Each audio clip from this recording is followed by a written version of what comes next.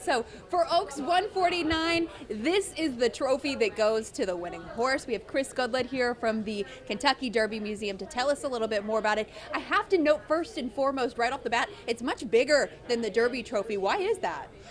It is a bit larger than the Kentucky Derby Trophy, and a lot of people do notice that and mention it. I don't think there's any particular reason. It's just the way it was designed. It was designed by the same gentleman that made the Derby Trophy, George Graff in New York. I think just a design choice. Just so happens, right, that the women get the bigger one. I love it. Throwing it out there. What's the itinerary for this today, Chris? Because I imagine this is going to be seen by a lot of people before it makes its way to the winner's circle. It'll go to various places on the track. It'll be out by the paddock gate, so it'll be a public display for a little bit this morning. It'll go to various other areas, and then it'll eventually make its way down to the track for the presentation for the Oaks. Now, something that I think is notable about the Oaks Trophy, if I'm remembering correctly, is that you don't get to keep it, right? It's the same trophy that rotates every year. Correct. This is a perpetual trophy. It differs from the Derby Trophy. This will be presented today in the winner's circle. Owners will celebrate with it, but they don't get to keep it. It comes back to the museum, and it's in our exhibit all year round.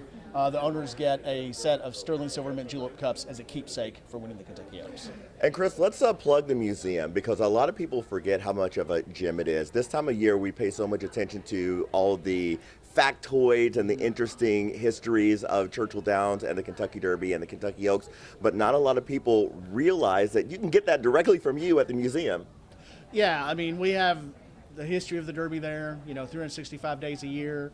We take great pride in that. We just opened a new exhibit on Secretariat, which is getting a lot of attention, always creating new stuff at the museum to really engage visitors and talk a lot more about this great sporting and international cultural event that is the Kentucky Derby. Now, Chris, I'm not sure if you're allowed to or if you have gone so far as to, but have you picked an Oaks horse for yourself this year? I have not. I've been asked that several times today. I haven't really looked at a lot of the entries for the Oaks. I guess I need to take a little time to do that. If I'm You're too busy keeping all the previous Oaks winners contained, right, to pick your own Oaks horse. Yeah, and it's funny, when people ask you that, they're not just asking because it's a great question to ask. They really want to know. Like, this guy knows what he's talking about. Please let me get some insight here.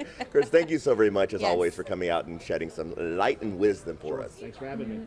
All right, we've got much more on GMK here from the backside.